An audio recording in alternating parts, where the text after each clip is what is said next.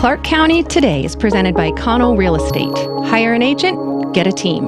Learn more by visiting connellrealestate.com. Hey everyone, Chris Brown here with your ClarkCountyToday.com video update for Thursday, October the 29th.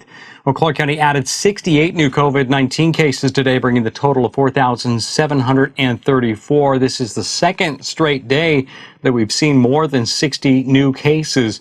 The number of active cases also jumped sharply from 165 on Wednesday to 240 people as of today. Hospitalizations have also edged up with 27 people in Clark County hospitals with a confirmed case, while 9 more are awaiting test results in the hospital.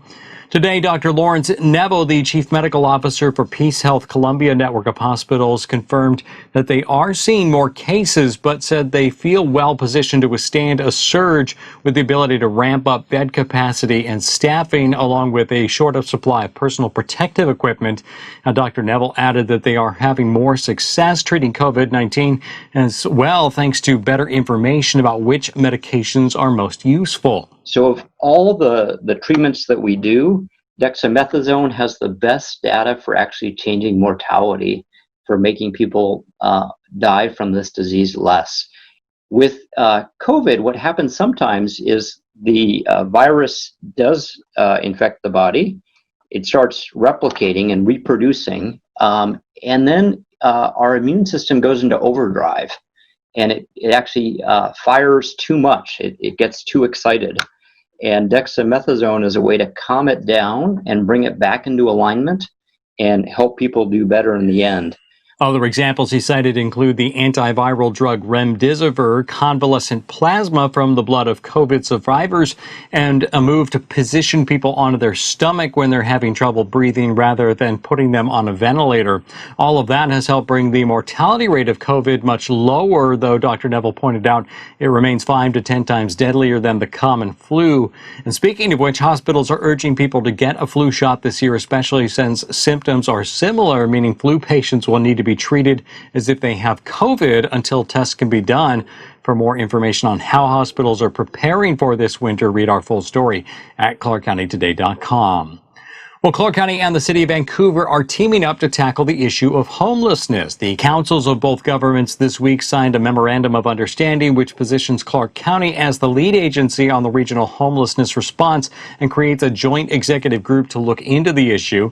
Representatives of the county and the City of Vancouver met 4 times from July through September to discuss the formation of this group, which is composed of 2 elected officials each from the county and city, along with the county manager and city manager or their designees. With the county as the lead, the group will function as a policy forum to identify gaps and opportunities in the fight against homelessness. The joint executive group is expected to hold its first meeting in early November. The goal is to eventually include other public agencies, local governments, nonprofits, and individuals who have experienced being homeless. Well, the record pace continues for voter turnout in Clark County. As of today, nearly 58% of registered voters have turned in a ballot for the November 3rd general election. The Elections Department says more than 64% of those were recovered from 22 drop boxes around the county, well ahead of the 25% drop box usage of the 2016 presidential election, as people seem to be largely avoiding the post office. If you voted and you want to make sure your ballot was accepted, you can do so at votewa.org. Just be aware other websites may not have up-to-date information on the status of your ballot. Aside from political races, voters in Washougal are deciding on a pair of ballot measures. Proposition 9 would decide how the city chooses its mayor. Now, if rejected, the city council would continue to choose one of their members every 2 years to serve as mayor. If voters pass Prop 9, they would then elect a mayor every 4 years.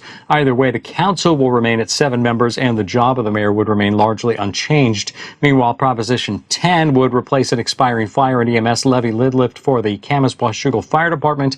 The new 6-year levy would cost the average taxpayer an estimated $12 per year on a home valued at $400,000, though that rate could decrease over the life of the levy.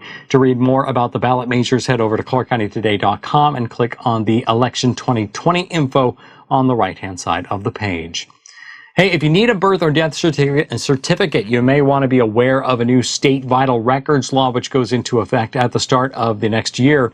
The law changes ordering requirements for birth and death certificates in an attempt to improve security, make historical vital records more readily available, and it will also add a non-binary gender option.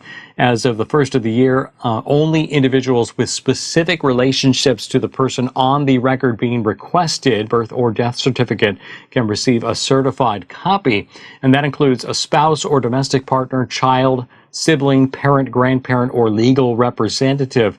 The law also creates a new short-form death certificate which does not contain a cause or manner of death or the victim's social security number in order to protect personal information.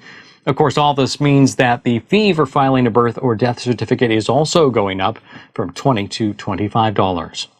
The season of giving is about to kick off, and the Camas-Washougal Community Chest is hoping you can pitch in to support local charities, especially in the midst of the pandemic. The Community Chest has helped to support local causes for 74 years, including donating over $113,000 to nonprofits this year, which helped more than 18,000 people. That included emergency rent and utility assistance, foods and services, as well as homeless services for families and children.